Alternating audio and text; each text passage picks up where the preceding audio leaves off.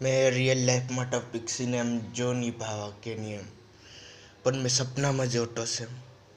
સપનામાં બહુ સારી દેખાતી છે. પેલું બ્લુ ડેસમાં और એની પર એમ લખેલું છે એમ